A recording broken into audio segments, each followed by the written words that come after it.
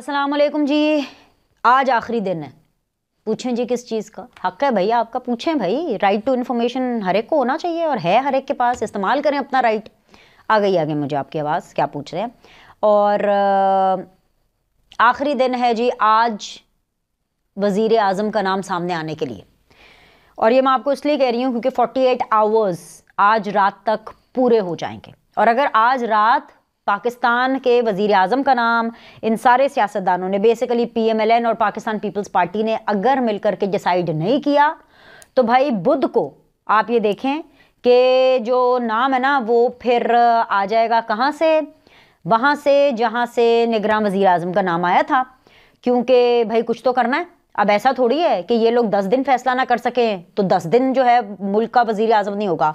इस टाइम पर of course एक बड़ा ही हंग किस्म का सेटअप है और ये वही सेटअप है जिसको अगर मजीद कंटिन्यू करना होता, यानी अगर अनवारुल हक काकड़ साहब से, निगरान वज़ीर आज़म से अगर मजीद कंटिन्यू करना होता, निगरान चीफ मिनिस्टर से अगर मजीद कंटिन्यू करना होता तो फिर इलेक्शंस के ऊपर 5.5 साल के बाद भी इत्तफाक ना होता। क्योंकि ऑलरेडी इलेक्शंस तो डिले हो ही गए थे ना, तो 1 साल और डिले हो जाते, 1.5 साल और, मतलब एक दफ़ा तो मतलब आईनी तौर पर वायलेशन तो हुई क्योंकि इलेक्शंस अपने टाइम पर नहीं हुए। आप समझ रहे हैं?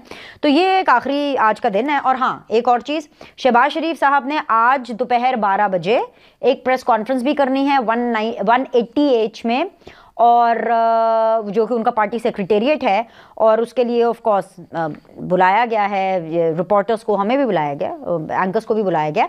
लेकिन अगेन वही कि देखें वो क्या ऐलान करते हैं, देखें वो क्या ऐलान करते हैं। वो ये सफाई देते हैं, एक्सप्लेन करते हैं इलेक्शंस के अंदर PMLN की कारकर्दगी को, या फिर वो जितनी भी उनकी मुशावरती अमल चला है उसके हवाले से अवाम को कॉन्फिडेंस में लेते हैं। जाहिर सी बात है। और अवाम को कॉन्फिडेंस में लेने का यही तरीका है कि थ्रू मीडिया ही लेंगे, या पता नहीं वो मीडिया को अपनी तरफ करने की कोशिश करते हैं, या दोबारा एक वो जो पिछले 3 दिनों से जो नून लीग की बैशिंग हो रही है और उनके अपनी मीडिया स्ट्रैटेजी की वजह से हो रही है, तो पता नहीं उस बारे में बात करते हैं। I don't know what he has to say, but definitely वो आज दोपहर 12 बजे एक प्रेस कॉन्फ्रेंस भी कर रहे हैं। ठीक है, ये दो मैंने आपको खबरें देनी थी, बहुत बहुत ज़रूरी। इसके अलावा जी जनाब जी, एक दिन और 2 बड़े बड़े इस्तीफे आ जाएं तो आपको कैसा लगेगा? मुझे आपका तो खैर पता नहीं है, लेकिन इमरान खान साहब बड़े खुश हुए हैं। और इमरान खान साहब इसलिए बहुत खुश हुए हैं क्योंकि जहांगीर खान तरीन साहब ने इस्तीफ़ा दे दिया है। पार्टी के पैट्रन इन चीफ है, definitely he is the chairman of the party, Istehkam Pakistan party. वो पार्टी जो कि पाकिस्तान तहरीक इंसाफ के अंदर से बनी थी, वो पार्टी जिसके अंदर बहुत से लोगों ने अपने जो गुनाह हैं वो पार्टी में शमूलियत इख्तियार करके धो लिए थे। जैसे फ़ारूक हबीब साहब हैं, ऑफ कोर्स उन्होंने मतलब 9 मई के अंदर वो एक्टिवली पाए गए थे और फिर उसके बाद उन्होंने IPP ज्वाइन कर ली। फिर उसके अलावा और बहुत से ऐसे लोग हैं, और बहुत से ऐसे लोग हैं। तो सिर्फ एक एग्जांपल है कि जो मैंने आपके सामने रखी है। जहांगीर खान तरीन साहब ने जो है सियासत जिस वजह से उसको खैरबाद कहा है, सिर्फ पार्टी ही नहीं बल्कि सियासत को ही खैरबाद कह दिया, क्योंकि इखलाकी जवाज़ नहीं बनता। वैसे तो खैर पाकिस्तान के अंदर इखलाकियात का मुजाहरा तो बहुत कम किया जाता है, होता ही नहीं है बल्कि।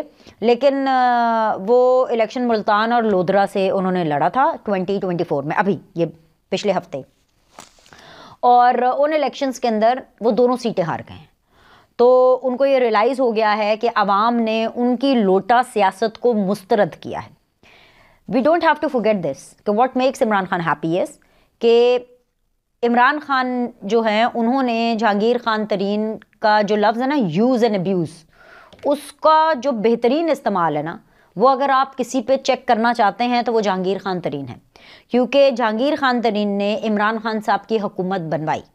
जहांगीर खान तरीन साहब थे जिन्होंने 2018 में RTS बैठने के बाद जितने भी इंडिपेंडेंट थे कैंडिडेट्स, आज़ाद उम्मीदवार जो थे, जो जेन्युइनली आज़ाद थे, उस टाइम पर वो किसी पार्टी के बैक्ड नहीं थे, तो वो जो आज़ाद उम्मीदवार हैं उसमें जहांगीर खान तरीन साहब का जहाज़, जहांगीर खान तरीन साहब के पैसे, जहांगीर खान तरीन साहब का माइंड, जहांगीर खान तरीन साहब की PR, जहांगीर खान तरीन साहब की कन्विक्शन पावर, जहांगीर खान तरीन साहब के वादे वाइफ ही चलते थे। वो सबको मना करके उड़ते थे, एक एक पंछी को जो है वो जा करके इकट्ठा करते थे और उनको इमरान खान साहब के सामने ला करके खड़ा कर देते थे, और फिर एक्सचेंज ऑफ दुपट्टा, एक्सचेंज तो खैर नहीं, मतलब उनको एक्सचेंज इमरान खान साहब ने पहले पहना होता तो उनको पहनाया जाता दुपट्टा सबके सामने, जो झंडा है PTI का।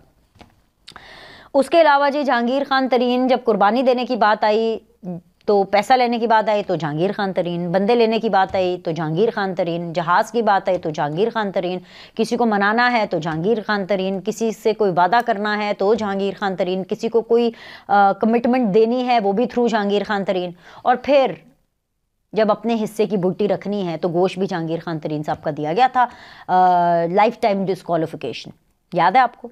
जी हाँ, ना अहली जहांगीर खान तरीन की। और फिर ऐसे उनसे किनारा किया गया, ऐसे उनसे किनारा किया गया कि बस्ती जेनी हो गई वो वाली चीज़, यू नो। तो खैर जी, उसके बाद ख़बरें तो ये भी हैं कि जो जहांगीर खान तरीन साहब हैं उनकी सेहत भी ठीक नहीं है, अल्लाह ताला उनको रूबाई सेहत होने रूबाई सेहत करे जल्द अज जल्द। मैं तो उनकी सेहत याबी के लिए सिर्फ दुआ कर सकती हूँ और ढेर सारी दुआ कर सकती हूँ।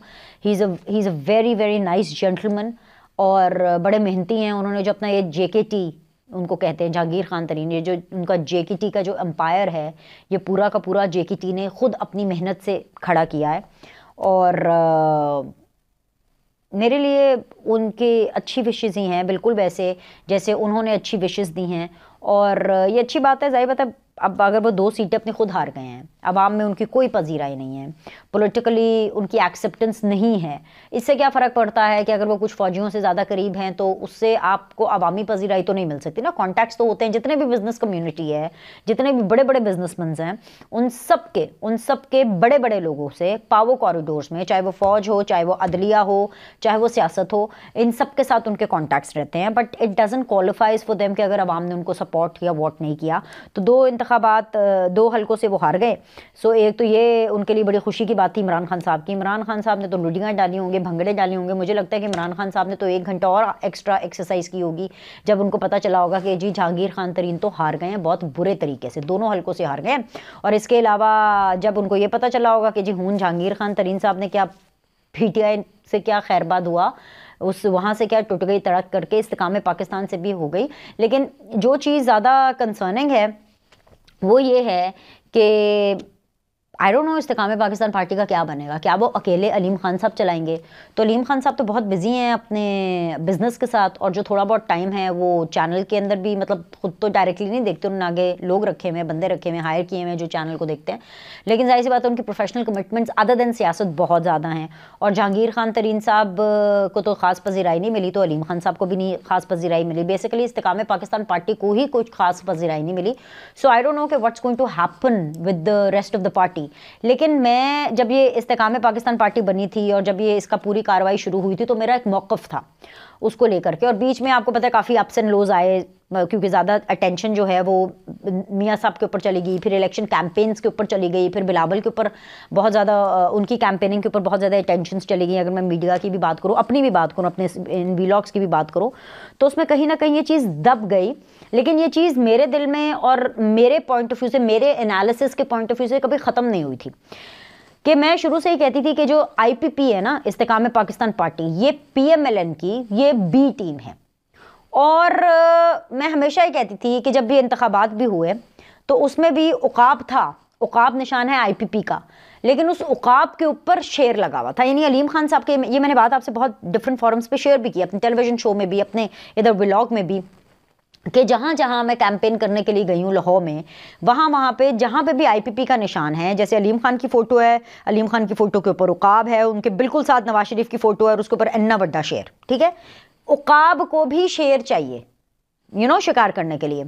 ओन चौधरी साहब को भी जीत के लिए नवाज शरीफ और मरीम नवाज का वोट चाहिए था। You know what I am trying to से।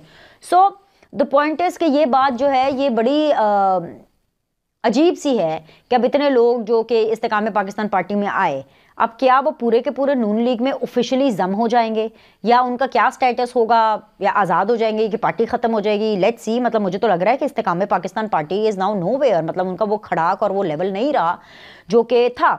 अब दूसरा जो बड़ा इस्तीफ़ा है वो सिराजुल हक साहब का है। उन्होंने बहैसियत अमीर अपने जमात इस्लामी के वो इस्तीफ़ा दे दिया है। उनका जो इस्तीफ़ा है वो सरासर परफॉर्मेंस बेस्ड है, और क्योंकि वो कह रहे हैं कि जी उन्होंने बड़ी कोशिश की, लेकिन उनकी जो मेहनत है और जो मेहनत है वो उसको वो पजीराई नहीं मिली, वो कामयाब नहीं करा सके अपनी पॉलिटिकल पार्टी को। मैं आपको ये भी बता दूं सिराजुल हक साहब भी हार गए। और जमात इस्लामी के बारे में मैंने आपको बताया था, ये मैं पहले ही प्रिडिक्शन कर चुकी थी, जो कि प्रिडिक्शन बिल्कुल ठीक साबित हुई कि जमाते इस्लामी वो पॉलिटिकल पार्टी जिन्होंने हर सूबे में बेसिकली हर सीट पर मेरे ख्याल से सबसे मैक्सिमम कैंडिडेट्स अगर किसी पॉलिटिकल पार्टी के थे तो वो जमात इस्लामी थी। यानी नून लीग ने भी बहुत सी सीट्स पे अपने कैंडिडेट्स खड़े नहीं किए थे, उन्होंने बहुत सी सीट्स के ऊपर जो है वो सीट एडजस्टमेंट की थी।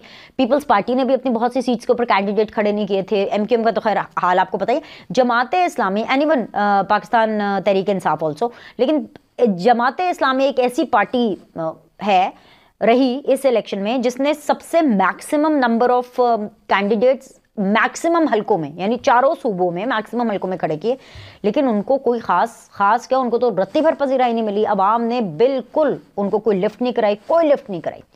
तो इस परफॉर्मेंस बेस के ऊपर जो सिराजुल हक साहब है उन्होंने इस्तीफा दे दिया। अब ज़ाहिर बताए, खैर मुझे ये वाली खबर इतनी कोई कंसर्निंग नहीं लगी। उसकी वजह ये है क्योंकि इस खबर का सीन ये है कि ये इसलिए मुझे इतनी ज़्यादा कंसर्निंग नहीं लगी क्योंकि जमात इस्लामी का जो अमीर हैं वो कोई और आ जाएगा। वो एक ऑर्गेनाइज जमात है, ठीक है, चाहे उनको अवाम में इतनी पजीराई नहीं मिलती, लेकिन उनकी पीआर हो, उनकी मीडिया कैंपेनिंग हो, वो इन टच रखते हैं। लेकिन बट द पॉइंट इज कि मे बी द नरेशन उनकी जो पॉलिटिक्स का है वो आम आदमी के साथ कनेक्ट नहीं कर सकता। तो वो जो पार्टी है जमात इस्लामी वो तो अपना नया अमीर ले आएगी। इस्तेकाम पाकिस्तान पार्टी की बहुत ज़्यादा प्रॉब्लम है क्योंकि अभी तो जुमा 8 दिन ही हुए हैं उस पार्टी को बनने में और उसके जी चेयरमैन जा रहे हैं लाइक यू नो। खैर एनीवेज, ये सब बातें तो एक तरफ, उससे भी कहीं ज़्यादा इंपॉर्टेंट बात जो मैंने आपसे करनी है वो मैंने करनी है बुशरा बीबी के बारे में, क्योंकि बुशरा बीबी के हवाले से बड़ी बहकी सी खबरें आ रही हैं, उनको बड़ा ख़तरा है और बड़ी अजीब सी और बड़ी कंसर्निंग किस्म की खबरें आ रही हैं। वो मैं शेयर करती हूँ, लेकिन एकदम से मुझे याद आया जब वो वोट का मैंने आपसे जिक्र किया तो मैंने कहा ये मैं जिक्र कर दूँ कि कहीं रह ना जाए। वोट मरीम नवाज़ ने जो है वो ऑन चौधरी को किया और नवाज शरीफ साहब ने भी उधर किया। अच्छा, अब मरीम नवाज़ के अंदर बहुत टैलेंट है, वो एक उनमें एक कॉम्पिटेटिव स्पिरिट है और डेफिनेटली मतलब मरीम नवाज़ का सियासत के अंदर फ्यूचर अच्छा है, स्कोप अच्छा है। बट इशू ये है कि मरीम को कुछ सीखना भी पड़ेगा मरीम नवाज़ को, और ये बात मैं इसलिए करने के लिए बहुत ज़रूरी है क्योंकि मुझे लगता है कि उनकी जो मीडिया टीम है वो मरीम नवाज़ के ऊपर फोकस नहीं कर रही है जिस तरीके से उनको करना चाहिए। जैसे कि जब मरीम नवाज़ वोट डालने के लिए गई तो उनकी एक वीडियो, एक क्लिप बहुत ज़्यादा वायरल हो रहा है। एंड देन अगेन मैं चाहती हूँ कि मैं इस फॉरम पे वो क्लिप चलाऊँ, लेकिन वो मैं क्लिप नहीं चला सकती due to some boundings because of the YouTube. So मैं उसकी पिक्चर आपको दिखा दूंगी, पिक्चर फॉर्म में दिखाऊंगी, लेकिन मैं आपको एक्सप्लेन कर देती हूँ। मरीम नवाज़ साहब आई वोट डालने के लिए, ख़वातीन पोलिंग एजेंट सामने बैठी हैं, उल्टे हाथ के ऊपर उनके अतातार खड़े हुए हैं, वोट डालने के लिए आई, ग्रीट किया उन्होंने सारों को। उसके बाद ऑब्वियसली एक फ़ौज ज़फ़र मौज है, वो मैं आपको बताती हूँ कि फ़ौज ज़फ़र मौज क्यों थी। अता तारर साहब ने कहा जी पहले पोलिंग जो एजेंट है, जो खातून हैं, उन्होंने कहा कि जी NIC। अता तारर ने मरीम से कहा जी NIC। मरीम नवाज़ ने पलट के कहा कि जी NIC, मतलब वो अपना NIC खुद कैरी नहीं कर रही थी। उनका NIC का कितना बोझ होता है, कौन सा कोई इतना बड़ा बैग है, कौन सा क्या, NIC का कितना बोझ होता है, हाथ में पकड़ के मरीम नवाज़ को एक अवामी तरीके से वोट डालने आना चाहिए था। लेकिन मुझे वो ऑप्टिक्स अच्छे नहीं लगे, और मरीम की वेल विशर होने के नाते, क्योंकि ऐसे लोग जो कि सियासत में नए आ रहे हैं और ये पहला उनका पार्लियामेंट्री इलेक्शन था, पहला इलेक्शन, और इसके जो विजुअल्स, इसके जो ऑप्टिक्स हैं वो हमेशा के लिए कैमरे की आंख में बंद कर ली। प्लस कैमरे की वीडियो जो बनाई गई वो भी इन्हीं लोगों ने बनाई। आप मुझे बताएं, आप वोट डालने गए ना? मैं जैसे वोट डालने गई, फोन्स तो अंदर अलाउड ही नहीं थे। मेरे वोट डालने की तो वीडियो उस तरह से नहीं बन सकती। जो भी अगर अपनी वीडियो बना रहा है, जो भी अपना फोन अंदर लेकर के जा रहा है, जिस तरह से भी वो वीडियो बन रही है वो किसी जुगाड़ से ही बन रही है, वरना अलाउड नहीं होता भाई, अलाउड नहीं होता। पोलिंग स्टेशंस के अंदर तो टेलीविजन के रिपोर्टर्स विद कैमरामैन्स अलाउड नहीं होते। लेकिन मरीम नवाज़ की जो पूरी वीडियो बनी है ऑफ कोर्स बड़ी तसल्ली से बनाएगी। मैं आपको बता देती हूँ, वो जो खातून है वो बड़ी नाइस, बड़ी नफीस खातून है, मरीम नवाज़ के साथ साथ होती हैं, उनकी टीम का हिस्सा है, उनका नाम है साइमा ने मरीम नवाज़ का NIC पकड़ा हुआ था। मुझे बड़ा थोड़ा सा अपसेटिंग लगा, ये साइमा के लिए भी बहुत अपसेटिंग लगा कि पब्लिकली मरीम उनसे कह रही जी NIC। भाई वोट साइमा ने तो नहीं डालना, वोट तो मरीम नवाज़ आपने डालना है। देखें, ये छोटी छोटी चीज़ें जो है ना, ये आम आवाम के साथ कनेक्ट नहीं करती। मैं खुद गई अपना शनाख्ती कार्ड हाथ में पकड़ के, आप अपनी माओं बहनों बेटियों से पूछें, आप खुद मुझे बताएं, जब आप लोग वोट करने गए थे तो आपके साथ क्या आपके कोई सेक्रेटरी या असिस्टेंट गए थे? फिर आप जो चाहे मर्जी हो भाई, अपना शनाख्ती कार्ड पकड़ो, एक अवामी तरीके के साथ आप अंदर जाओ। मुझे तो अब ये नहीं पता कि मरीम नवाज ने अपने अंगूठे लाए से उनका बस चले तो वो अंगूठे भी किसी और के लगा देती।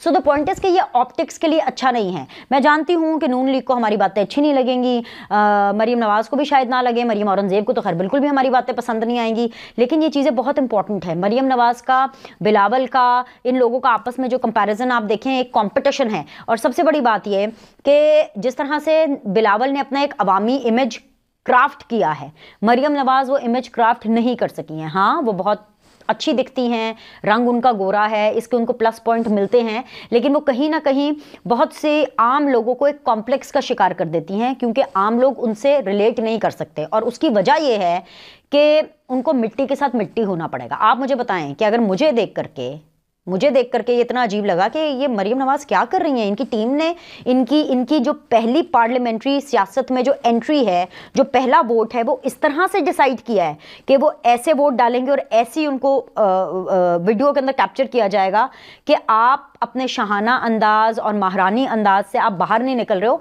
ये बड़ा गलत एक तासुर जाएगा। ये मैं बार बार इनको कॉन्टिन्यूसली बता रही हूँ, और ये कोई बेजा की तनकीद नहीं है।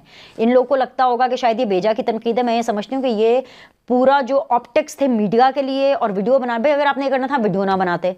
मुझे बताओ किस इंसान का ये आइडिया था कि जी वीडियो बने और फिर उस वीडियो को आपने वायरल भी किया है। और मुझे तो ये भी समझ नहीं आया कि पोलिंग एजेंट्स ने अलाउ कैसे कर दिया कि जी इतने सारे लोग अंदर आ रहे हैं, कि जी अता का उस पोलिंग स्टेशन से कोई लेना देना नहीं था। खवातीन का आई एम श्योर खवातीन का पोलिंग स्टेशन होगा वहाँ पे। एक तो अता क्या कर रहे हैं, दूसरा साइमा भी आ गई हैं, मतलब एंड आई एम श्योर कि बाकी लोग भी होंगे उस पोलिंग स्टेशन के अंदर। और मरीम कितना टाइम लगता है, आराम से खुद अंदर आती है। आप यकीन करें, हम सब कहते हैं वाह यार मज़ा आ गया।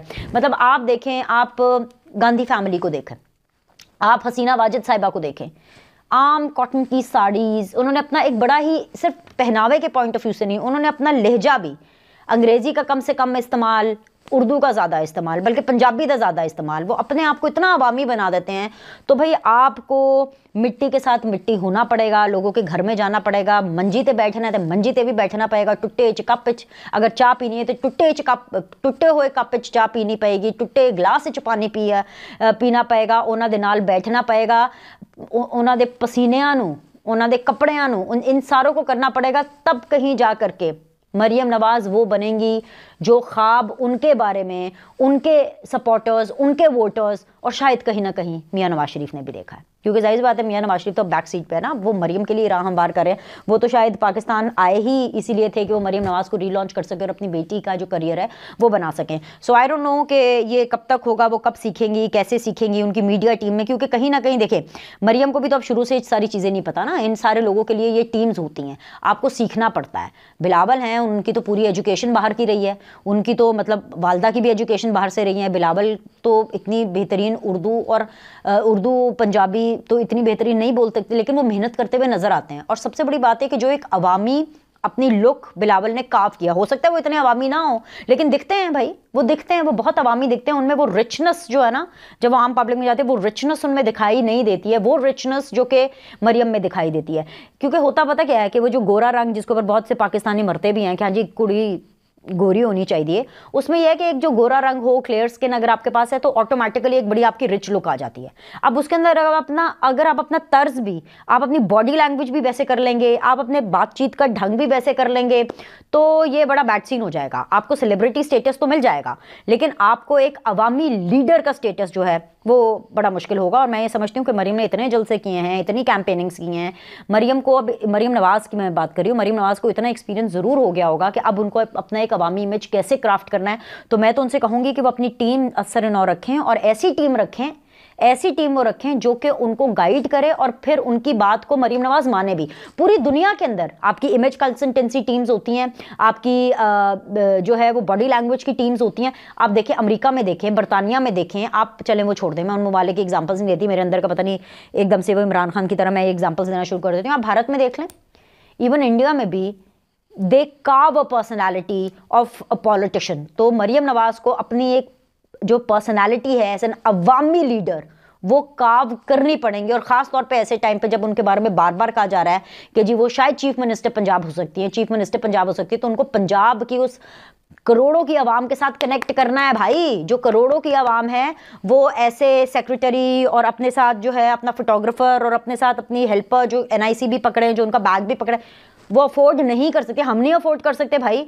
हम जब जाते हैं फील्ड में, हम जब जाते हैं तो हम कैमरामैन के साथ उसके साथ बने होते हैं, हम माइक भी पकड़ते हैं, स्टैंड भी पकड़ते हैं कैमरामैन का, हम माइक भी पकड़ते हैं, स्टैंड भी पकड़ते हैं, कभी कभी हमें कैमरामैन को खींच करके भी ऊपर लाना पड़ता है, पायजाना हो इत्थे आओ, मिट्टी से मिट्टी हो। तो जब हम लोग ऐसे कर सकते हैं जिन्होंने इनको कवर करना है, तो ये क्यों नहीं है कि इमेज काफ कर सकते। खैर ये तो उनकी बेहतरी की बात है, समझ जाएंगे अच्छी बात है, नहीं समझेंगे तो कोई बात नहीं, अवाम अपना फैसला देंगे। अच्छा जी, बुशरा बीबी जो है उनकी बड़े मुश्किल हालात चल रहे हैं। मरियम रियाज भट्टू साहब के हवाले से एक ट्वीट है, ये मुबैना तौर पर तो बुशरा बीबी की बहन है, और इसलिए मैं कह रही हूँ मुबैना तौर पर, क्योंकि मुझे नहीं पता कि अकाउंट ओरिजिनल है, क्योंकि वेरीफाइड नहीं है, या इनका फेक अकाउंट है। मगर ये मैं ट्वीट इसलिए आपके सामने पढ़ रही हूँ क्योंकि इस ट्वीट के अंदर उन्होंने पीटीआई ऑफिशियल को टैग किया हुआ है। इसके अगर आप कमेंट्स में नीचे जाएं तो उन्होंने गौहर खान को भी टैग किया हुआ है, और अभी 24 घंटे से जायद हो गया है और पीटीआई ऑफिशियल ने ना इसके ऊपर अभी तक कोई रिस्पॉन्ड किया, और ना गौहर खान साहब ने इसके ऊपर रिस्पॉन्ड किया, उनके वकीलों ने किसी किस्म का रिस्पॉन्ड नहीं किया, ये भी रिस्पॉन्ड नहीं किया कि अकाउंट ठीक है कि गलत है। ठीक है, अब इसके अंदर मरियम रियाज भट्टू साहिबा लिख रही हैं कि I have informed PTI leaders that life of Bushra Imran Khan is in danger at Banigala. She is locked up in a room with no light even in the day time. Male policemen are on duty outside her cell instead of women staff. She is being put through psychological abuse and harassment. यार मतलब के मरियम रियाज भट्टू ने, ये बड़ा concerning है, लाख इख्तलाफ सही बुशरा बीबी के साथ, लाख इख्तलाफ सही, वो पाकिस्तान के लिए बिल्कुल फ़ायदेमंद नहीं हो। उन्होंने जो प्राइम मिनिस्टर हाउस है और जो प्राइम मिनिस्टर ऑफिस है पीएमओ, उन सब का गलत जितना भी इस्तेमाल किया हो, तोशा खाना का भी गलत इस्तेमाल किया हो, लेकिन वो ये कह रही हैं कि साइकोलॉजिकली अब्यूज़ और हरासमेंट, उनको साइकोलॉजिकली अब्यूज़ किया जा रहा है और उनको हरास किया जा रहा है।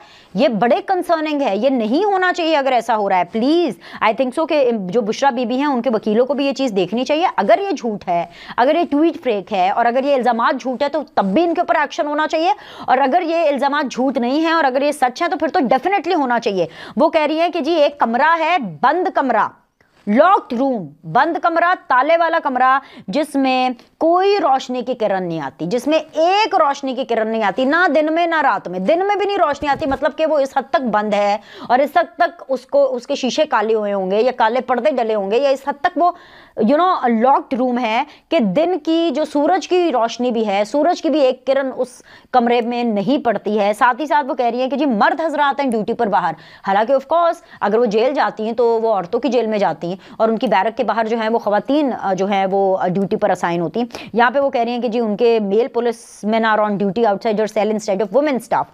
सो ये अगर वाकई ये है तो ये तो ह्यूमन राइट्स की मेरे ख्याल से खिलाफ वर्जी है। वो इसलिए बिकॉज आपको एक फीमेल जो कांस्टेबल्स, फीमेल जो पुलिस विमेन है वो आपको देनी चाहिए, ये तो बिल्कुल उनको मिलनी चाहिए। तो ये मुझे इस ट्वीट ने मुझे बड़ा सख्त किस्म का परेशान किया। आप भी परेशान हो रहे हैं ना, पता नहीं इनको कुछ करना चाहिए। हालांकि उन्होंने पीटीआई ऑफिशियल को टैग की है, भाई सानू है तो दस दो सच है कि झूठ है तो हजे तक कहते होते कोई रिबटल नहीं आया। तो अगर ये सच है तो भाई मैं तो फिर पाकिस्तानी अथॉरिटीज़ से कहूँगी कि काइंडली आप ही इसको लुकअप करें और प्लीज़ उनको ऐसे हरास या ऐसे अब्यूज़ ना करें। ये हरासमेंट, अब्यूज़, ये बहुत बड़े बड़े लफ्ज़ हैं और ये बड़े सीरियस लफ्ज़ हैं और इनकी बड़ी सीरियस रिपरकशंस हैं। और अगर ये झूठ है तो ये उन लोगों का भी मजाक है जो कि हरास और अब्यूज़ होते हैं हमारे मुल्क के अंदर, पूरी दुनिया में, बल्कि ऐसे बहुत से लोग हैं जो अब्यूज़ होते हैं, हरास होते हैं। ये अगर झूठ बोल करके उस तरह की सिंपैथी गेन की जा रही है तो ये इक्वली गलत है, मैं इसको भी कंडेम करती हूँ। और अगर वाकई बुशरा बीबी को भाई आपने उनको सजा में रखना है, बिल्कुल उनको आपने सजा दी है, बिल्कुल अगर आपने उनको जेल में रखना है, बिल्कुल अगर आपने उनको बनीगाला में भी रखना है। खैर एनीवेज मेरा तो इस पर भी एतराज़ है कि वाई इन बनीगाला, लेकिन चॉइस नहीं होनी चाहिए ना, सजा चॉइस नहीं है, सजा तो सजा है। पाकिस्तान जैसे मुल्क में ये चॉइस ही होना कि जी तू कार ले रहा है तो तू जेल ले ले, जरा चॉइस ही है ना, अपने आप में ये एक मिरेकल है। एनीवेज जी ये तमाम तर सूरत हाल है, अभी के लिए इतना ही। लाइक करें, सब्सक्राइब करें, आपसे अगली वीडियो में मिलते हैं।